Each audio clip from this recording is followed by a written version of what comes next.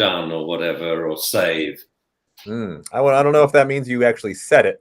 I think you. No, I set it. I just didn't save the setting. Some would say that part constitutes the actual setting. I wouldn't. Okay. But that's okay. Well, I'm glad you made it. Happy Valentine's Day. Thank you, Jamie. I didn't get a card from you. Is that what little boys do? Send cards to their dad? Not this little boy. That's something you did as a little boy? No. No, Valentine's Day wasn't even a kid's thing in England. It was for adults, and you never signed the card. That was the whole secrecy of it. You would mail a card like from a secret admirer, and you would get someone to write those words. So that they couldn't recognize you by your handwriting? That's true. I would stand out, and the postmark. And then you'd mail it to someone to mail from India or something, or Thailand. How international. Yeah. Jacqueline, you're back again. And there's Kerry from Scotland. We got some familiar faces. I wonder if attendance today might be a little lower, so if people are out on romantic dates or everyone's with their dogs, canoodling, maybe with their canines, canoodling. Well, hopefully some people will still. Well, clearly some people will still join us. Yeah. Who's out there? Who else is out there? Who else wants to say hi? Did you have a nice weekend, Dad?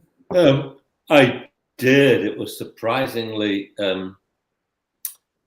calm. You know, normally Gina works like a banshee Saturday and Sunday. So Saturday, no work, and Sunday she actually relaxed and sat in the garden and took a couple of naps. And I read last week's New York Times and this week's New York Times.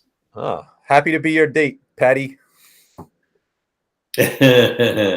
Yeah, you were the two best guys in the world. That would be nice. You read multiple papers. That sounds like a very nice, relaxing weekend. Yeah, and I did. I fertilized the lawn and gave it a splash of water. Oh, good. Bangkok. I know. Plants like water. That's what I've learned. Yes, and because once they establish, then you don't need to water them much. They have a root system.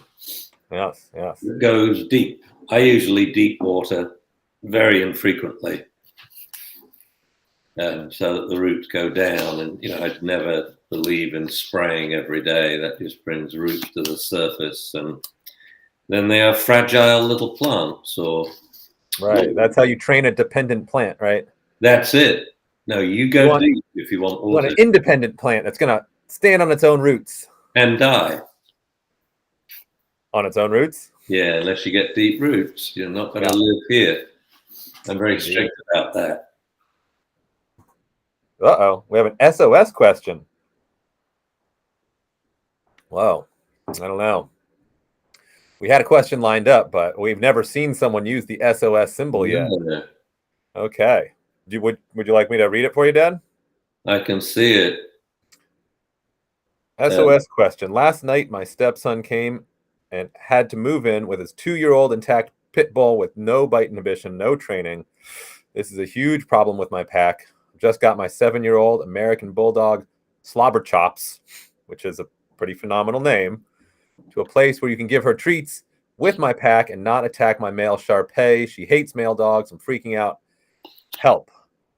Oh, that's... Well, yeah, it's kind of not the place for this because I won't have time, but basically, how do you know it has no bite inhibition? So it's been in fights before and it's caused damage. Is that correct? Just the number of fights, full contact fights, a number of times the victim went to the vet clinic. Can you give me those data? I can give you pretty much a yes or no. To answer Carolyn's question, yes, we are live right now at 2:07 Pacific time. But later, we won't be live. And so are you, because you just texted us. Hi, 2:03. Proof of life at 2:03 for Carolyn Lewis. That's good. Yes, well, Sounds like a good weekend. We'll see if Michelle comes back with some more information for us. Well, let's get to it then, and then we'll take Michelle's question after fun and games. Sounds good. So the question that we had prepared was, what are some good games I can play with my dog to improve their impulse control? Well, there's a whole bunch. I mean, any training you do, especially, if you're teaching stays, is a great way to just generalize impulse control. I think I would start off with weight and reward training off, and especially off, take it, thank you, the sequence. So hand feed, that's good. Now the dog's focused on you and he's probably eager to get food. So he's jumping up and down and bouncing and slobbering at your hand. All you do is wait until he moves his muzzle away for a nanosecond. You don't say any commands, don't give any instructions, just hold the food. The only time you would speak is if the dog mouthed you too hard and you'd go, ow!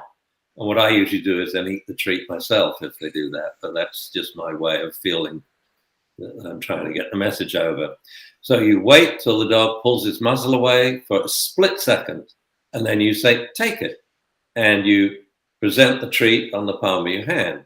Then you do it again and again and again.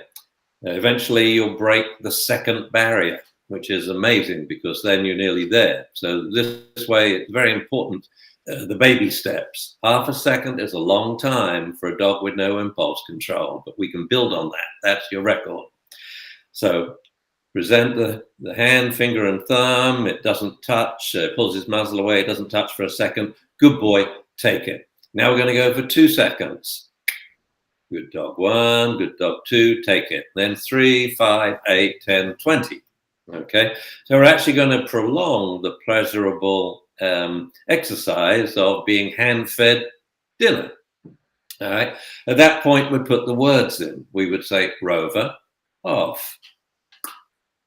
And most dogs don't touch. If they do touch, we just do the same thing. No correction. Wait till he pulls his nose away. Thank you. Oh, good dog. There's a good dog. Good dog. And take it. Then we're going to work with objects that the dog likes, but not too much, like a tennis ball, a tug toy, or a chew toy with food in it. Off and take it. Good dog. And then thank you. Give it back. Exchange it for treats. Treat, treat, treat. Off, take it, thank you. Off, take it, thank you.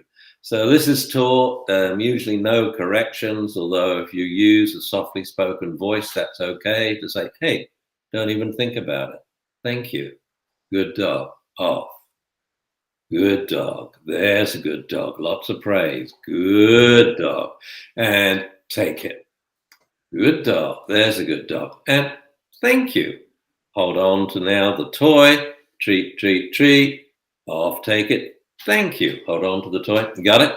So off is really good because you're going to get a free sit stay. If the dog doesn't touch an object, likely very soon he'll sit down because we're going to do some long offs, 5 seconds, 10 seconds, 20 seconds.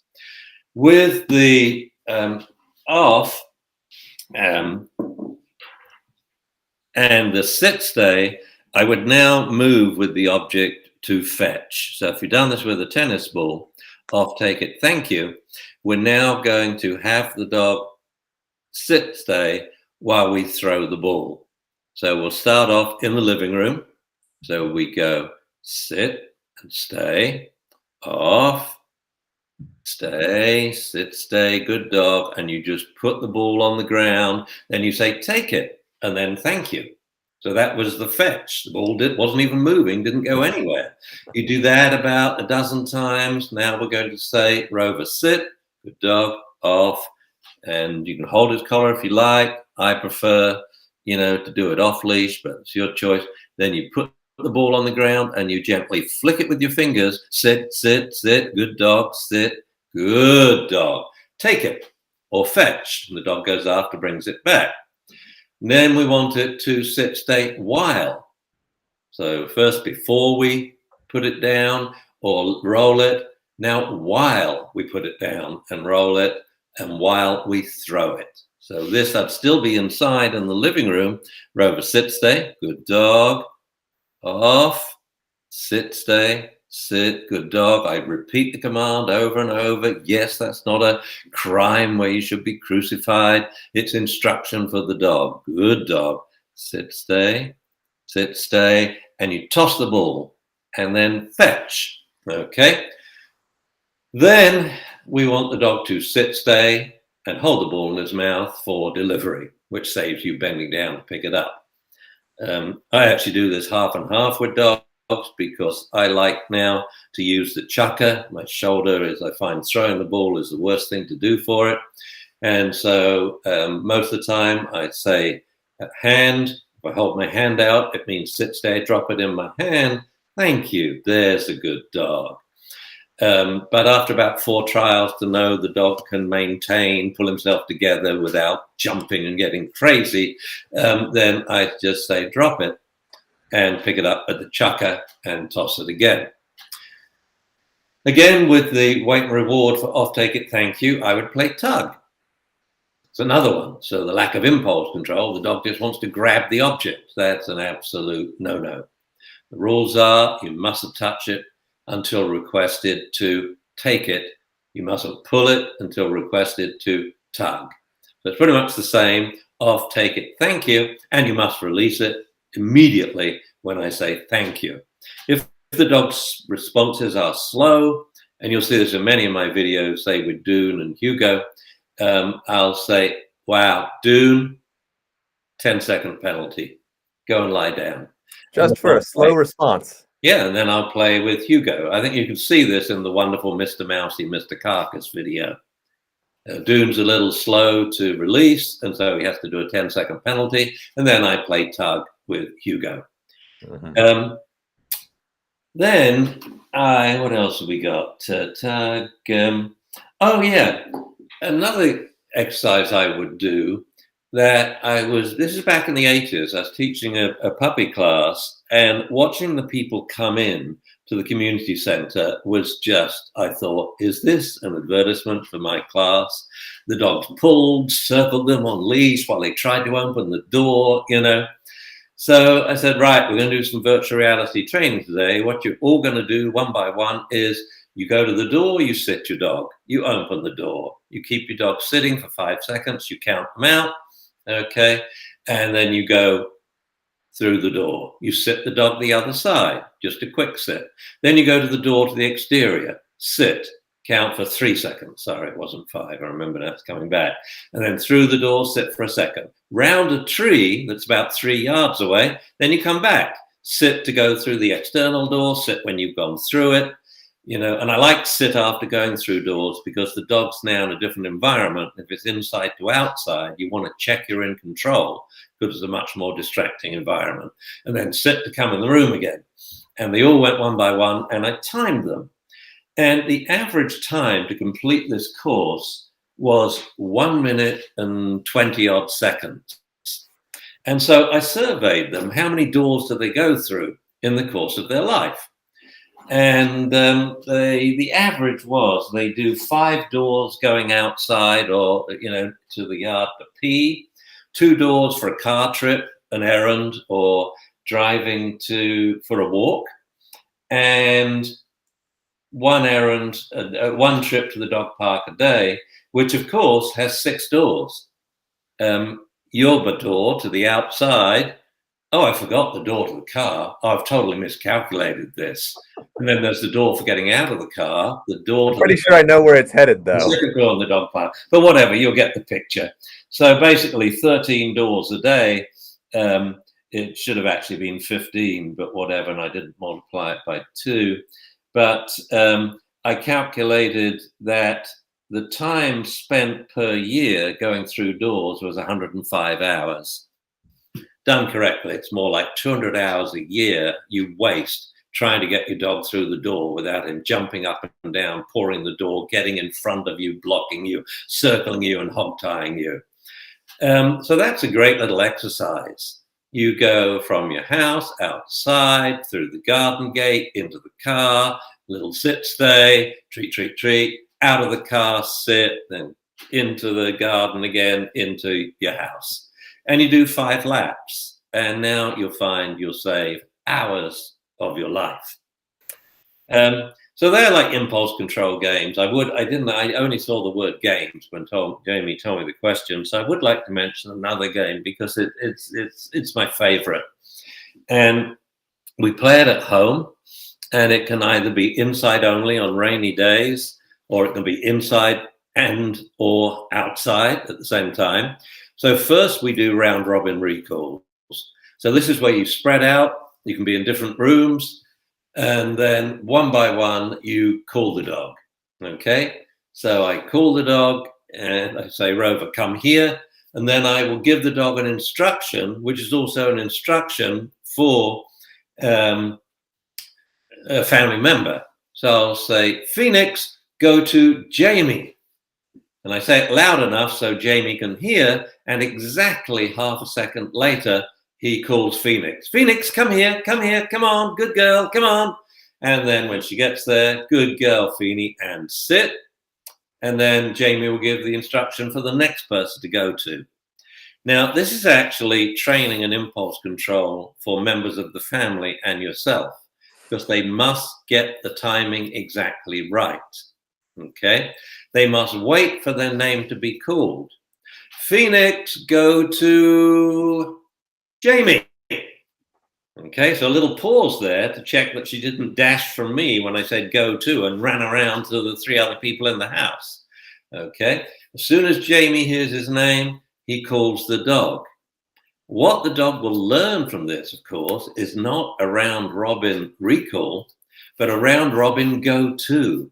And it will learn the name of family members. And this is a great exercise on rainy days when you don't want to walk the dog. If one person's upstairs, another person's downstairs, one person's in the basement, checking emails or something, and you just do this round robin go to. And you do what you like when the dog's with you. If you've waited, say, 15 minutes, you could text the person, I'm going to send the dog to you now. Are you paying attention? And the text back, yes, okay.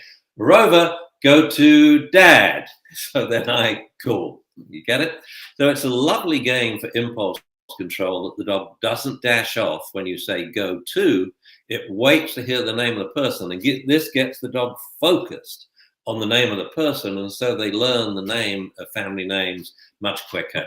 It is so useful. Not only is it fun, you can exercise your dog quicker on a walk. By the 3 of you walk, but you spread out 25 yards between each person. So you walk 3 miles, the dog goes 15. This is good for Vizslas and Weimaraners and crazy Labradors. So you take a short walk, they take a long one. It's really good if you lose a person. And I sometimes lost a person in my house, especially if they're outside. And so you just say, Feeny, go to Jamie. And the dog, that's an easy task for the dog. A couple of sniffs and they've got it. If you've lost Grandpa and he's out wandering and he shouldn't be, Phoenix, find Grandpa, go to Grandpa. It's a very, very useful command.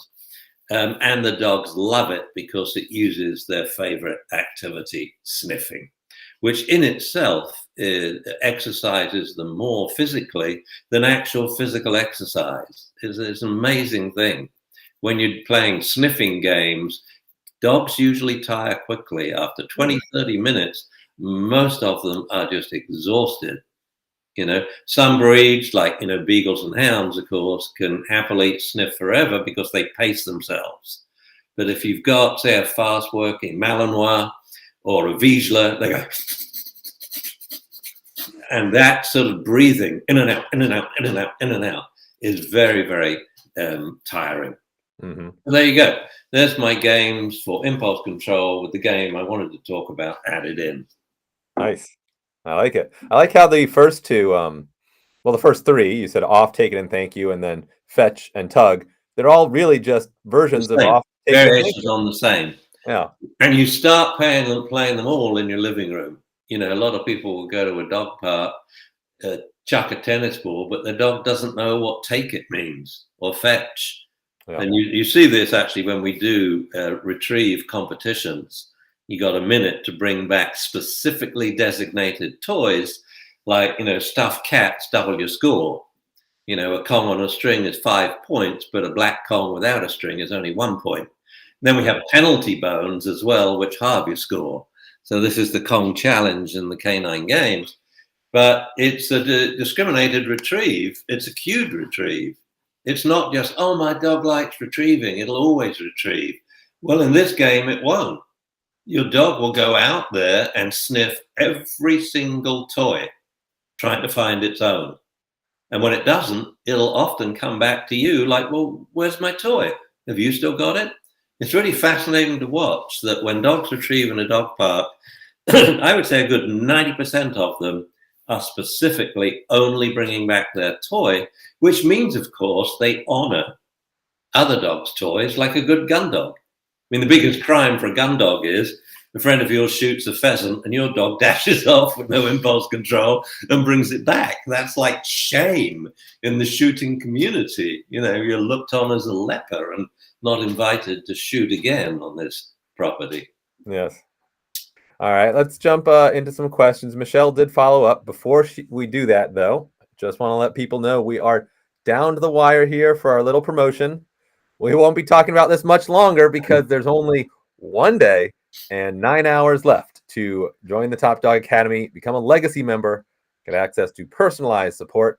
So if you have questions, you'll always have a trusted source. But what we will be talking about after this, especially for our faithful legacy members who've been there since the beginning, and our new legacy members that have signed up within the next day and 9 hours, better ways where we can answer questions for you.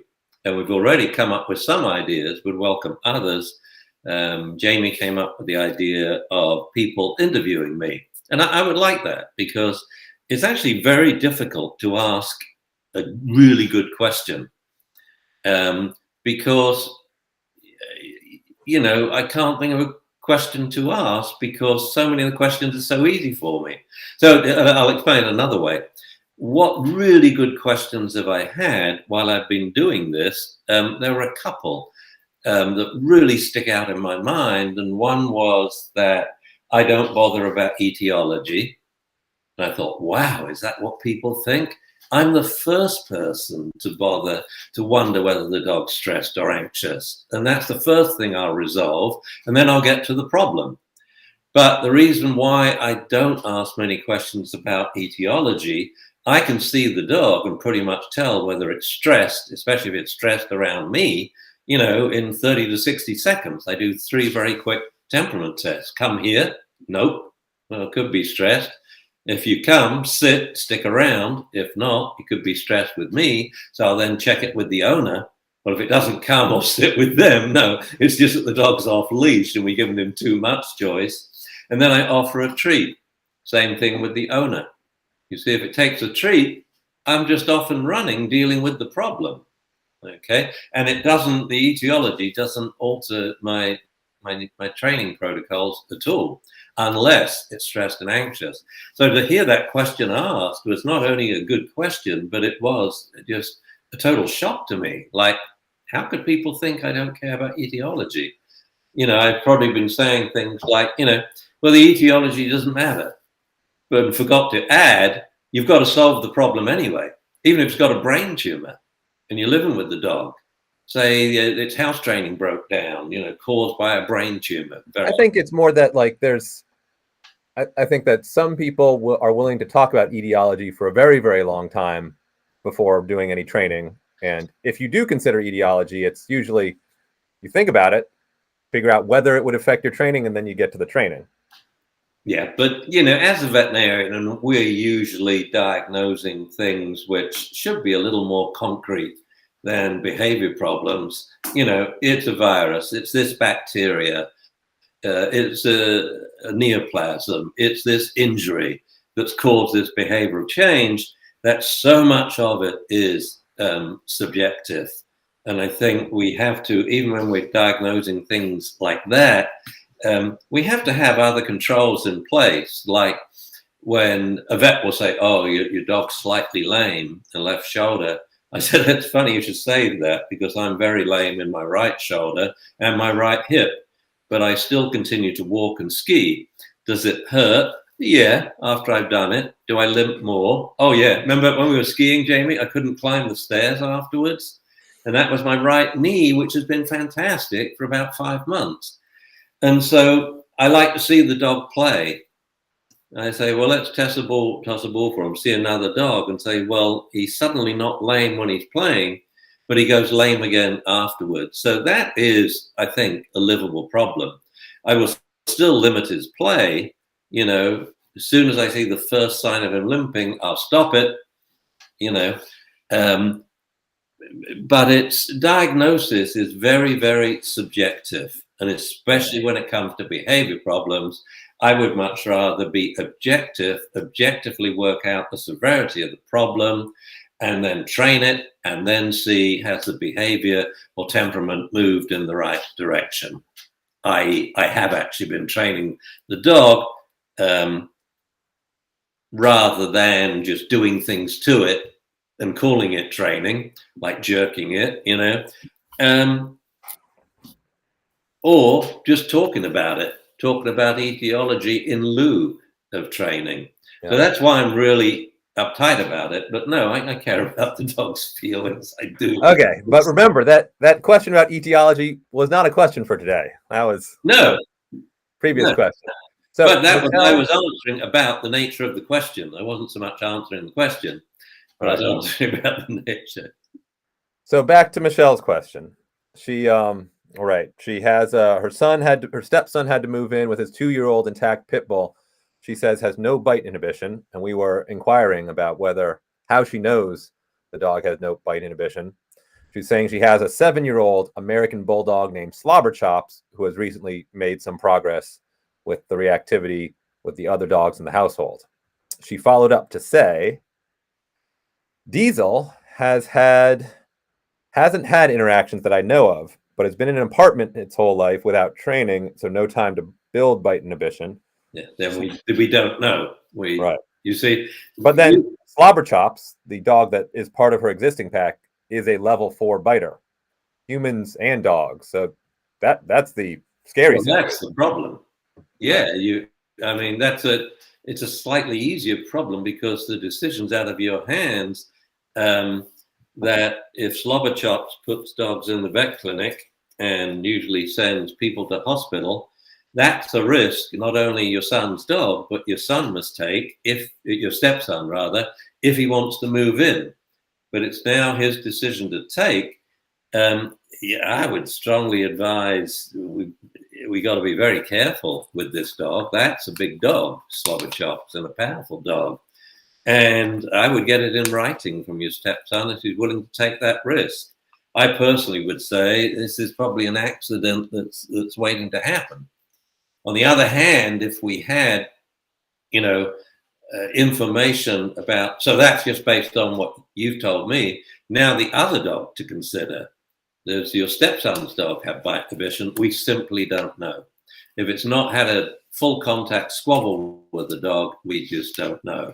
The best scenario is, and it's ironic, that when you're assessing bite inhibition, that you have a dog that's had 10 to 20 full contact squabbles and scraps and fights and never scratched the skin of another dog, let alone punctured it. That dog has incredible bite inhibition. Will it have future scraps and arguments? Yeah, the same that people do. But the good news is most of us have the equivalent of good bite inhibition. We can have a good argument or disagreement without hurting anyone. So it's once you get to dog damage, you see, I would say don't do this because your dog is a level 4 biter with people. That means your resident dog has to be confined if your stepson moves in. It's going to be a very difficult problem to manage safely. Right. I mean, there's no good answer. I think Michelle knows that when she posted the question here. This is something that we can't resolve. It's something she can't resolve. There's There's no good answer, and so clearly this is a situation she doesn't want to be in. The only thing I can say definitively is I would start working with both dogs and their bite inhibition by teaching off, take it, thank you, and hand feeding them. And you're killing two birds with one stone there. Terrible analogy, of course. That as you're holding on to the food and you're teaching bite inhibition, and if you're scared to do this, then use Kevlar gloves so you can't get a puncture, padded Kevlar gloves if you don't want puncture or pain, or put the kibble on a metal spoon when you're feeding to start them both off, and the dog will then find it unpleasant and not bite so hard. But hand feeding the dog, we can work with the bite inhibition in a very pleasant classical conditioning setting. So that this will increase the dog's, if you like, confidence around the person that's doing it. And first, you should do this with both the dogs, yours and your stepson's, and then your stepson should do it, but safely so. I'm very wary of the fact it bites people with a level 4 bite, and that is a very severe bite. That's an important distinction we should make. We've been talking a lot here about, joining the Top Dog Academy and the personalized email support. But one of the things that we really are limited in what we can help is severe aggression cases where there is, danger that's been proven because a dog has bitten hard enough to break the skin. In those instances, wherever possible, it's really best to get a skilled professional that can evaluate your dog in person, because when we're providing advice via email, we're inherently limited. We can't actually see the dog, behaving in person. We can't be in the environment, and so there's a limit to the specificity of advice we can give. We can give generalized advice, like it's always a good idea to work on, off, take it, and thank you in a safe way. But, and I would add to that, if the professional knows how to evaluate your dog, with the priority being, is it dangerous, yes or no?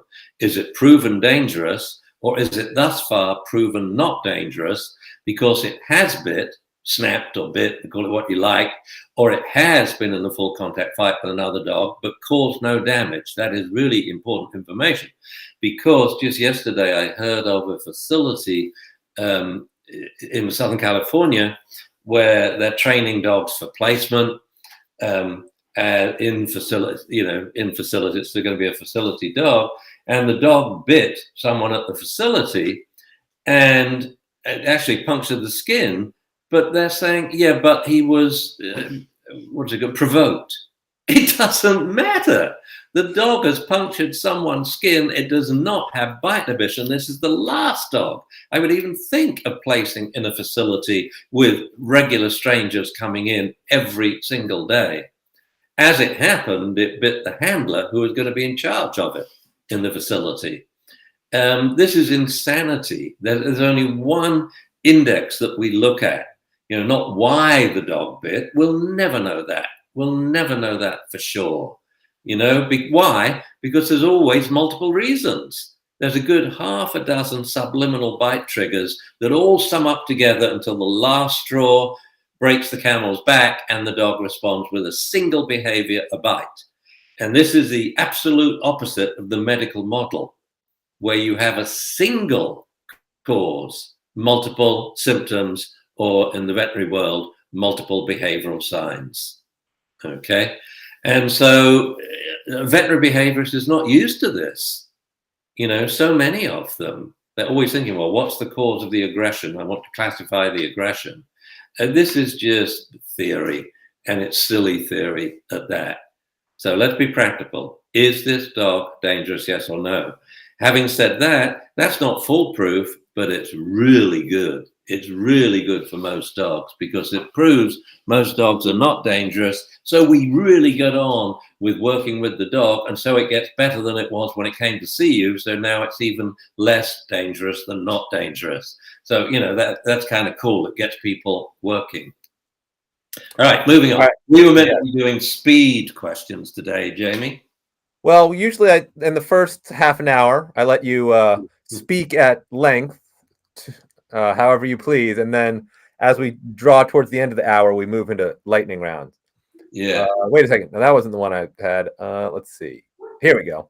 Allison says, I follow your walking technique to stop pulling, but how can I get my dog to walk beside me rather than in front? You do follow my, what's my walking technique then? I, Because, I think the no pulling on leash, all or none reward training. So, oh, okay, that's the first step. If you're doing it on leash, the way I teach walking on leash is, here we go. First, get the dog to follow you off leash around the house, around your yard, in parks, and what have you. Then get the dog to heel by your side off leash. So food in the right hand for heel, and then food in the left hand to heel, food in the right hand to sit by your side. And you can precisely get the dog sitting by your side. So heel and sit off leash, in the kitchen, around the home, around your yard, and so on. Then you put the leash on a trained dog. Now we teach the dog to heel and sit by your side on leash. Then, once it knows heel, we teach it to walk on leash, which is where I'd give it a little more latitude, because I would say things like, go sniff to the end of the leash, 6 feet, but you can't tighten it. If you tighten it, I just say heel. You now have to come back to my side and sit. Then I say, let's go again. Then I say, go sniff, or go pee, or go poop. And also I practice, hustle, walking quicker, and steady. I alternate them. Okay, a typical lure reward training, 1, 2, 3, 4. Hustle, I speed up, so the dog speeds up, so I praise. Then I say steady, I slow down dramatically, put the brakes on, then the dog slows down to accommodate, then I praise. So that's basic lure reward training. And so we're putting the heel by your side in there before we would ever think of walking this dog on leash down a sidewalk or to a park, because in one session, you've now got a dog that walks in front and pulls. So it's this whole prior proper preparation thing. Most puppies are at home 8 weeks to 12 weeks and only get to go out if they're carried or in the car and what have you. A lot of socialization in the home, though, as the people come there. But you've got 4 weeks to practice heeling by your side. Off leash first, so it's following by off leash, heeling off leash by your side, then walking, heeling on leash by your side, and then it's walking on leash, which to me is that for people, it's much harder to teach than a pet dog heel, not a competitive heel. That's a lifetime of work. But a companion dog heel is much easier to teach than a companion dog walk on leash. Why? Because the rules are so easy. It's walk by my side, not 6 inches in front or 6 inches behind, sit by my side. It's more precise. But when we do walk, we think, well, is he too far ahead? Is he tightened the leash? I don't know. It's taut, but he's not pulling, and we can't make these absolute decisions. So I love dogs still being taught to heel, yet it's not in the syllabus of many puppy classes and companion dog classes. But it has many uses. Like whenever I cross a street, I say, let's go up the sidewalk, periodically heel. I just stop and say heel, and the dog comes and sits. But whenever I cross a street, I go rover heel, and I'm standing still, so it's heel by my side and sit.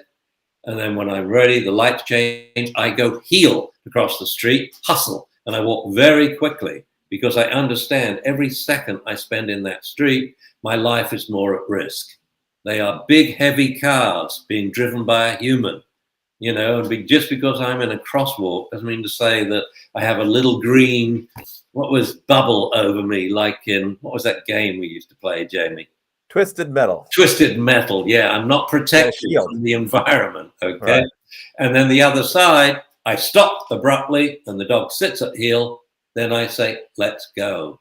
And I really like for the dog to have these changes really abruptly, from a let's go, wander on the sidewalk, to sit, heel, and then sit, heel across the street. And then from this sit, watching at me, let's go again. It really signals to the dog that don't even think of messing about when we're crossing the street. I do not want to be hogtied because she's circling me. So the real take home for people is you teach a dog to heel At home first, using lure reward training. Prior proper preparation, indoors and in your yard. You've got it, Jim. I like having you summarize it because I think, well, what are people taking home from this? Yeah. Carol says, what does science say about guilt and jealousy in dogs? Not much. A lot of people talk about it very intelligently. And both guilt and jealousy, or let's put it, signs of guilt and jealousy may be explained by more simple interpretations. And so we use Occam's razor. We always tend to adopt simple interpretation. It's a wonderful topic to spend an hour talking about, but after you've trained your dog. After you've trained your dog. But I would never say, oh, he was jealous. That's why he was guarding me. That's why he bit a person. I would just say, let's train him to like people so he doesn't feel the need to bite because your dog's stressed. Let's get on with it. And I think this might be where some people think you don't care about etiology. I think there are some things like guilt and jealousy where you could talk about it a lot. You might have an interesting conversation, but it's not going to change your approach to training. And therefore, it's a distraction until you've trained the dog. Yeah, my own view, and I'll keep it very briefly. I think most of the foibles in behavior and temperament, hate, guilt, jealousy, are purely human foibles. I don't think that cognitively dogs have the wherewithal to have those horrible, I don't know what you would call them. I call them foibles, emotions or what have you. There's so much in the here and now, and so guilt, that would from something they did a day ago. Are you kidding me? They may show signs of guilt, which are the signs of impending, disapproval from their owner. And they know it comes at certain times when you come back from work. But I wouldn't call these signs of guilt. These are signs that the dog's about to get punished and he's throwing up a few appeasement gestures to you. Ears back, tail between the tail, paw raised, whimpering, And then jealousy. Dogs have favorites. That we can prove. So I actually did a lot of research on this with other dogs. Dogs definitely have best friends and they'll spend more time with them. And we can prove that scientifically. In class, I used to prove it every week by having the whole family do group recalls with the dog. So the whole family would call the dog, we'd see who it would go to, almost exclusively mum. Then she has to sit down and the other three go. Pretty much always the little girl. And then when dad and the son are left, the son. That's a no-brainer. Put your money on it. When it's just dad calling the dog, it will hopefully happily go to him and sit. And so dogs have favorites, and very quickly. I just picked up two dogs actually last week, both from San Rafael. One I drove up to get, and then damn it, if the puppy bus didn't follow me 2 days behind. So I drove to Corona to pick up one off the puppy bus. And when they come in the house, they love me. Why? I've known them for a car trip. Picking them up. I'm not stupid. I say, hello, I'm your new owner. I'm your new best friend. Treat, treat, treat, treat, treat. Do you want to go pee? Good dog. Treat, treat, treat, treat, treat. Okay, let's go then. Sure you don't want to poop? Nope. Well, a treat for not pooping. In the car, treat, treat, treat. Then they get a little blue Orby filled with treats. And off we go on the drive. And I talk to them for the first 20 minutes. So when I arrive here, they love me. Okay, especially the last dog who had no time for Gina at all. This morning, not 2 days later, the two new dogs, are just sitting and looking at Gina like this. I come in the room, I get up, walk in the room. I say, good morning, dogs. Not a whisper. So I say, what do you think I am, chopped liver? No response. So I say, dogs, come here now. Sit. Good. Take some affection, damn it. Okay, and then they start to realize I'm there. But no, they have very clear favorites. Right. So we know who has the guilt and the jealousy in the equation. Yeah, I could go on forever about this. You don't understand, but But we'll stop. Next question. the Thank lightning you, round has Carol. begun. Chris says, do you believe it is possible to overtrain your dog when practicing for advanced obedience condition, even if the dog enjoys it, and you also try to balance the dog's daily life with play, hikes, social situations, etc.? Well, it all depends how you're practicing. So you're doing an obedience competition. Let's say you're in open and you're going to do a drop on recall. So you practice, sit, stay, you walk away 35 feet, turn around, and you say, Rover, come. And then when he's halfway to you, you give him a signal to down, or you say, Rover, down. And then you call him to come the rest of the way towards you and sit in front and then finish. If you keep practicing that over and over, the dog's going to learn the pattern and the dog will anticipate the first recall, 0 in the exercise, DNQ for the whole trial. The dog will anticipate the drop and slow down and you'll lose 3 to 4 points. Okay, maybe the dog will even drop when he thinks he's halfway across. Then he'll anticipate the next recall if you're still in the game. 0 for the, you see what I mean? So the way you would practice let's just say sit, stays, and recalls, because you do the same in both. You walk away from the dog, turn and face, 35 feet away. You've got to add in another behavior, okay? And you've got to practice all three at the same time. So it could be sit, stay until I walk away and come back to you. It could be sit, stay, and then I may or may not call you. Or it could be a position change or two. So I could walk 35 feet, turn and face you and say, Rover, down. Now you notice the pause there. The pause is to see if we've got anticipation. And for many people, if they just say, Rover, that dog just performs the recall right away. Okay, so at every choice point, you have to have a choice between two alternatives. That means you're working with three behaviors all the time. The one you're in and one of the next two. If you're just alternating two behaviors, sit down, puppy push-ups, whatever the pup is in, he knows the next one. So that's why we practice by randomizing sit down and stand. Okay, so I would add in position changes when you leave the dog. I would add in position changes halfway through a recall if you call him. So sometimes tell him down, sometimes tell him sit, sometimes tell him stand. Why? Then the dog will listen to you to get it right.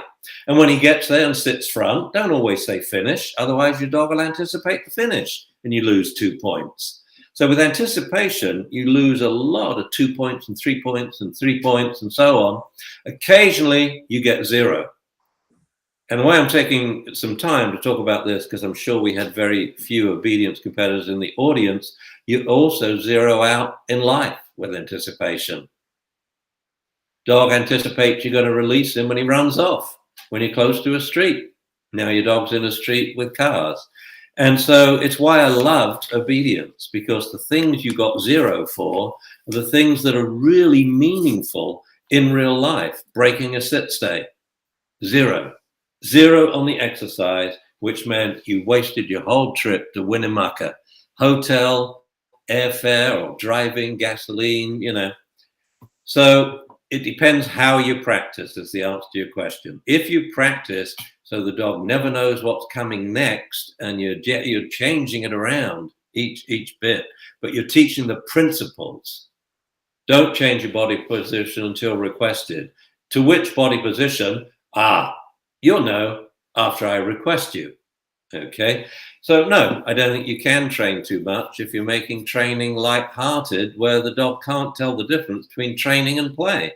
You've integrated so much training into play, and there's so much joy and glee and smiles and tail wags in the training, the dog can no more tell the difference between the two than you can. All right. Carolyn asks, if two dogs that are housemates get into a pretty ugly fight, what are the chances of that happening again? I didn't see it, so I'm at a loss. Again, same question. You've got a fight. What damage was done? So is it going to happen again? I would say most probably, yeah. Dogs fight. People argue. People fight. You know, that's what happens with individuals of any sort of most animals, all mammals. They have fights. You know, it's no big deal unless one of them is harming the other. It's why most animals fight in stereotypical ways. You know, it's like, you know, rams charge each other. Have you seen the size of their cranium, the thickness and the horns? You know, it's enormous. It's like a sledgehammer. They do that so they're not charging the hip bone and breaking it. So now their own kind, their own herd member is damaged, you know, and can't perform herd duties. Idiot humans punch each other. I mean, you're punching someone's jaw, you know? I mean, what do you don't break your hand? You see, it's so obvious they're not trying to cause much damage. They're trying to show they're really angry. But in the fight, they pull their punches because they could just kill someone, just reach forward and pinch their larynx. You're dead. You know, we stay away from the things which are mortal, unless, of course, we are decidedly disturbed. But for the regular fights that guys have, like hockey games, I mean, number one, you're padded. Let's get real. You know, sometimes they take off their pads. Taking off the mask, yeah, that's a big sign, and that's when you go in the penalty box, because now a punch will hurt you more. It's unlikely, if you're unlucky, a punch is going to kill you. You know, if you fall back and bang your head on something, you could get severe injury. So was there damage? Was there damage? Most likely, no. Because they're housemates. They've lived together pretty well. As soon as you have damage, I'm sorry, you can't risk those dogs together again, unless you're going to manage it day and night. And very few people can do that. And this is where I hear the story, oh, my dog put another dog in hospital and I work with it and now they live together fine. Yeah, you can do it, but it's not how we want to live with dogs. We want to live with dogs like I do here. The entire pack has bite division. The entire pack is friendly. And very quickly, we get a lot of information on dogs coming in. Very quickly, we find out they join in with the pack. Do they have scuffles? There was one today, I heard it. I don't know what was going on. All right, Dad. I want to try and see if we can actually answer everyone's question. Good. Ready? Here's a quickie. What do you think is the most social breed of dog on the planet? I won't name a breed because for most social or most asocial, but let's say dogs are divided into two very distinct groups. Self-socializers, I'll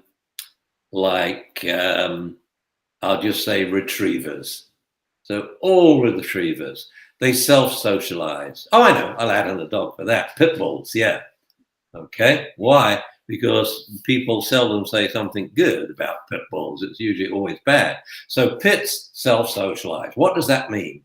If they see a person, they will probably run up to it and lick them and jump on them and paw them and what have you. If they are reinforced that the person pets them or gives them a treat, they'll be more likely to do that the next day. So the notion of will they greet an unfamiliar person progressively increases from day to day, okay? Because they have a greater tendency to do it, and that is usually reinforced, sometimes unintentionally. They reinforce the dogs for running, coming, and jumping up. There's another group of dogs, though, and as a class, I would say all the shepherd dogs.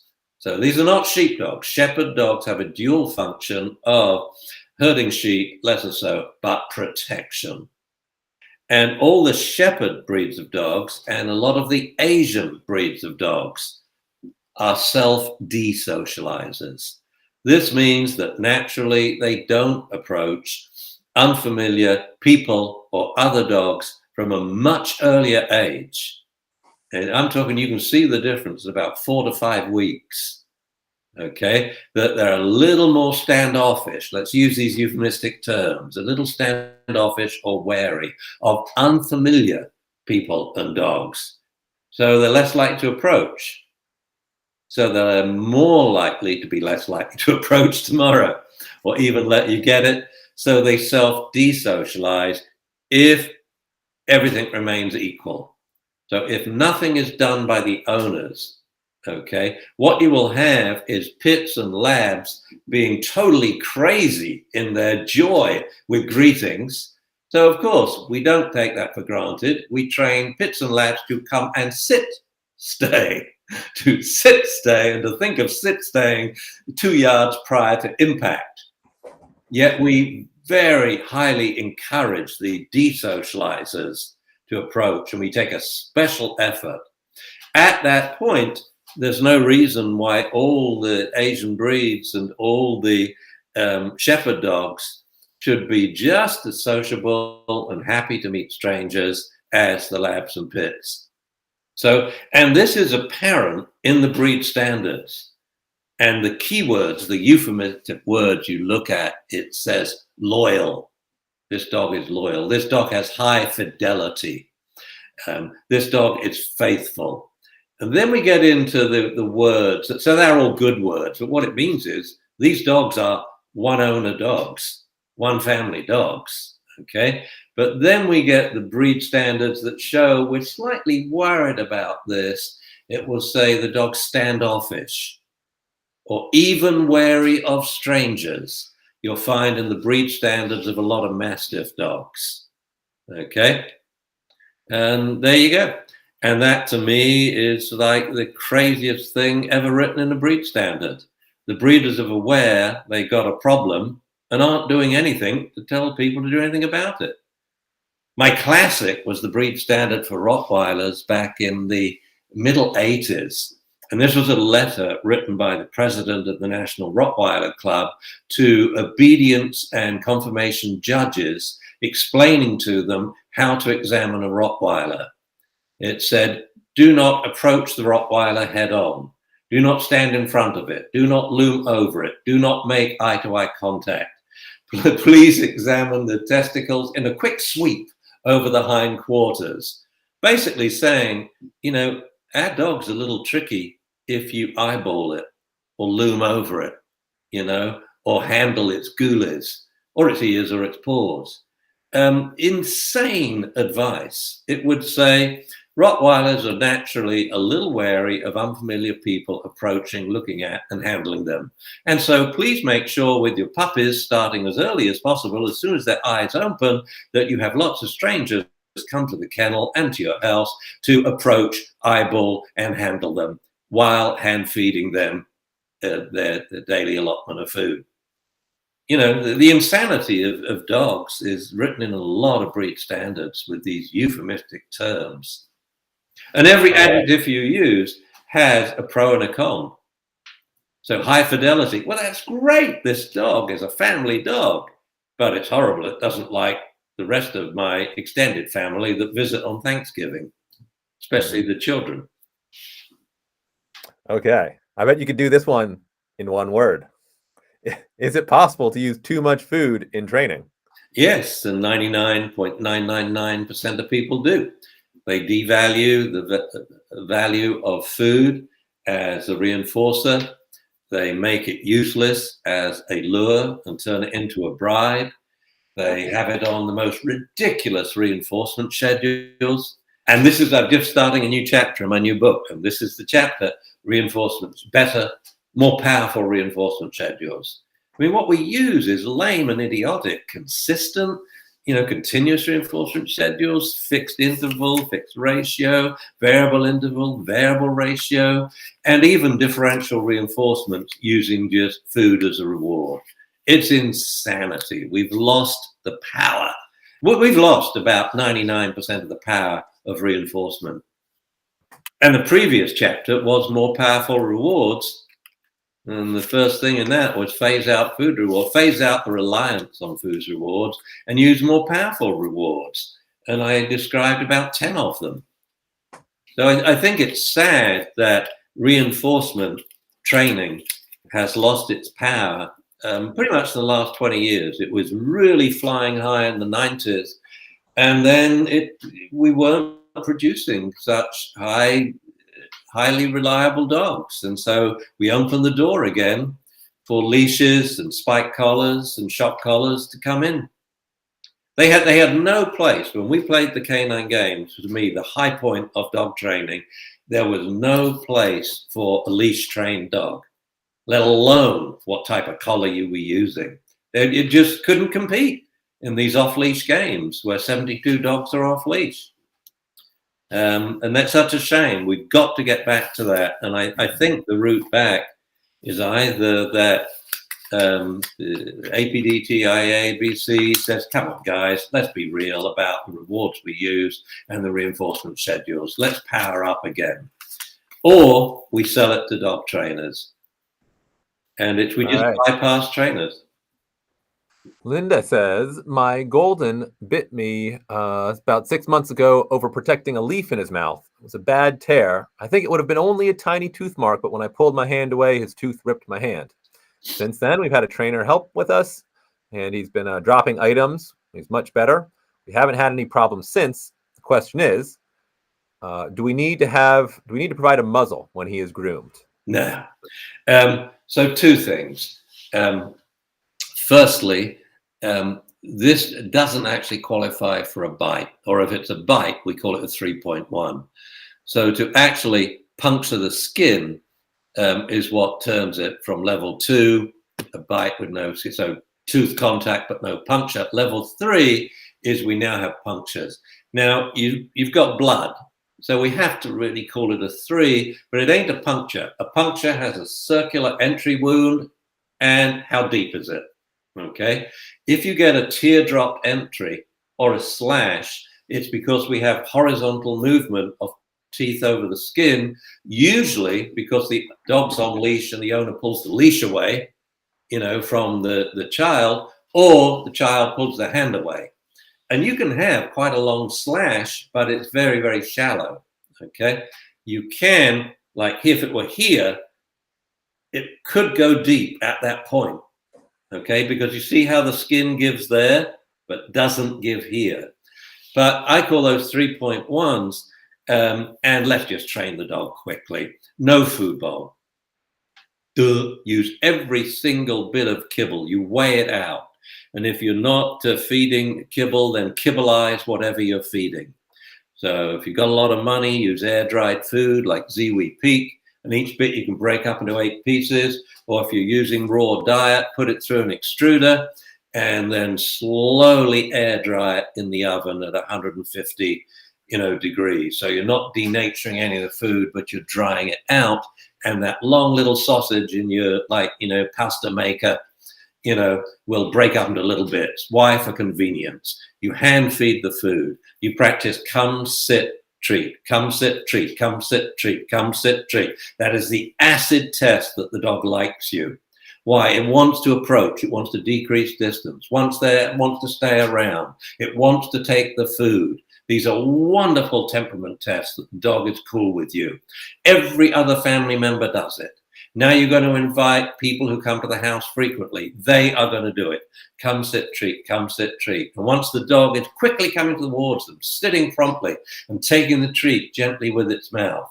Because if it takes it too fast, ow, that hurt me, you rotter. So we're going to be teaching bite inhibition too. Oh, wow, my teeth can hurt you.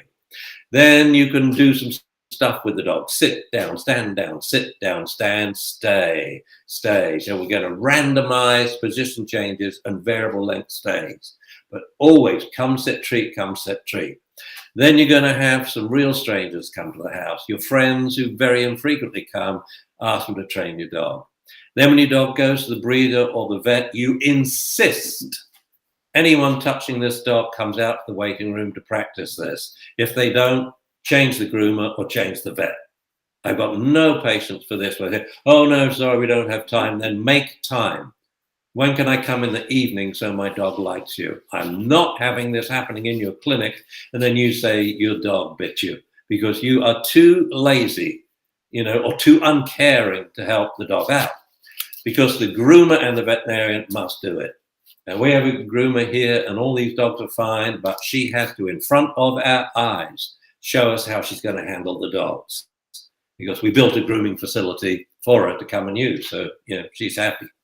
So, I think you might be able to cross off this question as well with what you've said. But Catherine says, how do you get your dog comfortable with handling in order to be able to trim nails, accept grooming, cleaning ears, brushing teeth? Same thing on, better if you're doing it in puppyhood, starting at 4 weeks. Come, sit, treat, come, sit, treat, come, sit, treat, then come, sit, and a little bit of training, randomized position changes and stays, and then touching all of the subliminal bite triggers. The muzzle, the 2 ears, the 4 paws, the goolies, the rear end, hugging it, eye contact. These are all the things that trigger the dog. They're subliminal. They add up. The unfamiliar person, and so you have a dog. He's never bitten anyone in the family, but you add in but he doesn't like his nails clipped, especially near a food bowl, by a little boy. But now a stranger comes to the house with his son. So we got now 5 subliminal bite cues, and they sum up. It's too much for the dog. They get a nip. But for both of these, the prognosis is cool because you both live with the dog for so long. So what I'm suggesting won't make it any worse, but if you do it, you take it seriously, in 1 week could make your dog 100 times more solid and comfortable around strangers or around family members doing all the things it doesn't like. Once you start the nail clipping and the grooming and the brushing teeth, don't just grab the dog's paw and cut through a horny old nail. No, you're going to do lots of stuff like, hey, do you want to see Mr. Clippers? Treat. Do you want to sniff Mr. Clippers? Oh, yeah, he smells funny, doesn't he? He smells of other dogs' clipped off nails. Treat, treat, treat. Can I touch you? But not on his paws, on the dome of his head. Treat, ding, and I actually go ding, treat, ding on the shoulder, treat, ding on the withers, treat, ding halfway down the arm, treat, elbow, forearm, paw, ding, ding, ding, ding, ding, treat, treat, treat, treat, treat. And we just do this very basic classical conditioning with every part of its body, including the dog's hind legs and including the dog's rear end, usually parts. There's parts of the body most people don't touch. Like right-handed people often have treats in their left hand, so when they're touching a dog facing them, they touch its left ear and give a treat. They very seldom touch the dog's right ear. So the dog's right ear is much higher charge than the dog's left ear, and the dog's hind paws are 10 times amped up more than the dog's front paws. So don't forget the hind paws, and the rear end is never touched, period. So pretend you're squeezing anal glands or fondling goolies or what have you, and treat at the front end. Preferably done from a stand stay. It's why we teach stand stay or bang stay, which is rollover stay. So teach both prone and supine. Supine. Thank you, Jamie. Stands. All right. The prognosis again, excellent.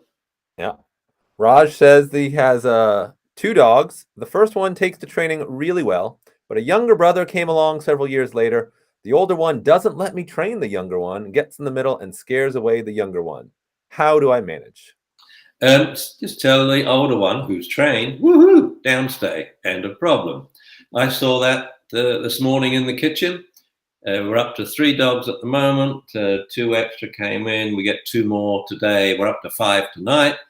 And Gina was just unpacking mail and, usual stuff you do in the kitchen when you've come in. And then she says, dogs, just get out of my space. Back up, down, down, down. Thank you. And then she turns her back on and does her work and praising the dogs, good dogs. It's simple downstay. So the first one took the training really well, but we obviously don't have a reliable downstay yet. So practice on that. These are the wonderful words to say to a dog.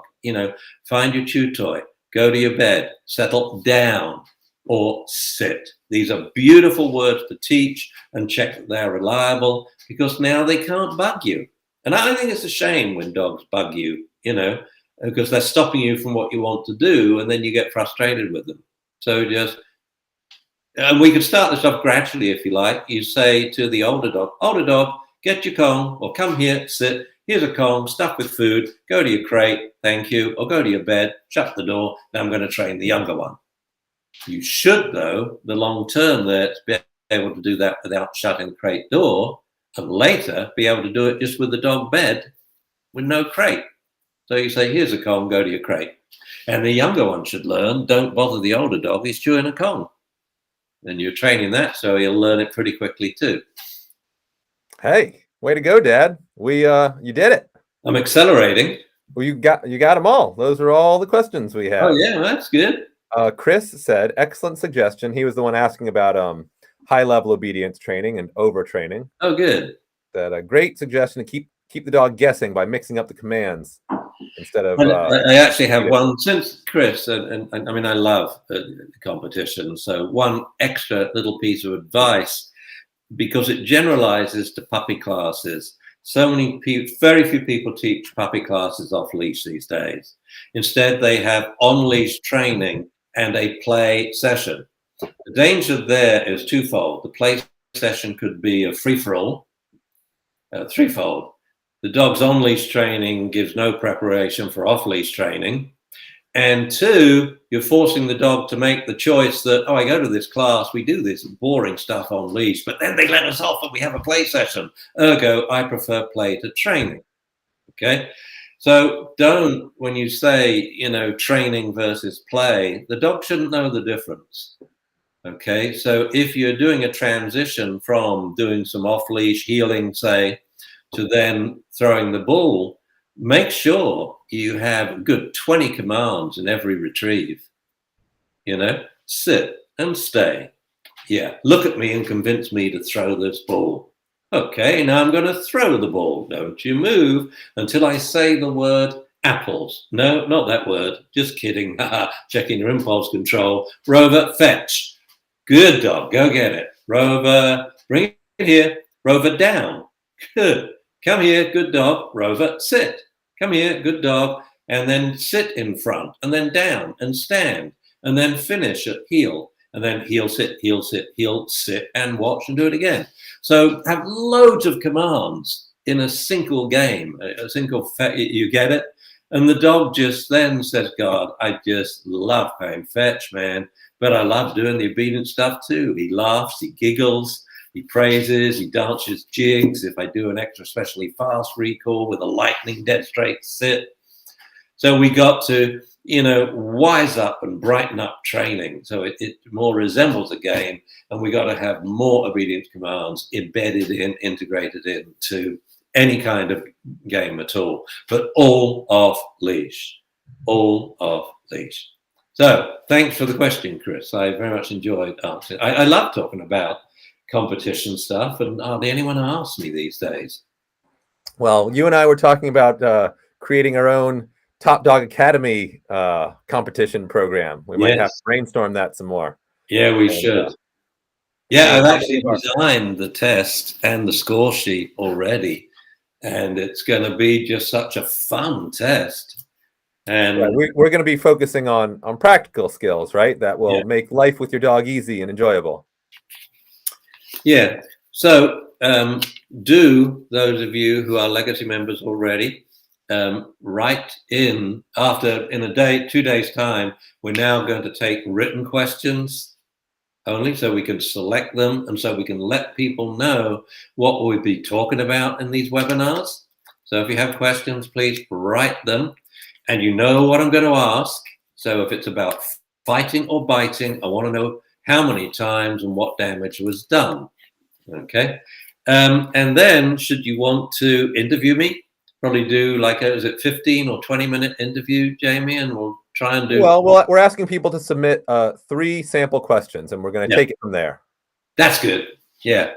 So Top Dog Academy members are because then we can group them together, because there'll be repeated questions. That's a great way to do it. Yeah. And any ideas you have, I'd like to now be very involved in this group, but to be honest, answering emails, it takes me forever. It takes me about 45 minutes an email about a dog question. Answering questions on Facebook, unless, Takes me a long time. This is going to be special for you guys because you direct the course of the dialogue, the topics. Yes. And to answer your question, Raj, yes, we'll be as we move on to, like we've been doing these Q&As open to the public. In the coming weeks and months, we'll be focused on answering questions from our members. And those questions we're going to be working on trying to archive them and add them into the Top Dog Academy, probably in the mailbag section where they can be then referenced later. So if you miss it live, you don't see it at the moment, your question will be available. Your answer will be available later. All right. Well, thank you everyone for joining us today. Hope you're all having a wonderful Valentine's Day. Yeah. Thanks for being our date. Did you get a Valentine's Day card, Jamie? I did. I got a lovely pot of succulents shaped in a heart. That's wonderful. Well, I got a card, but Gina, she got a card from the cat.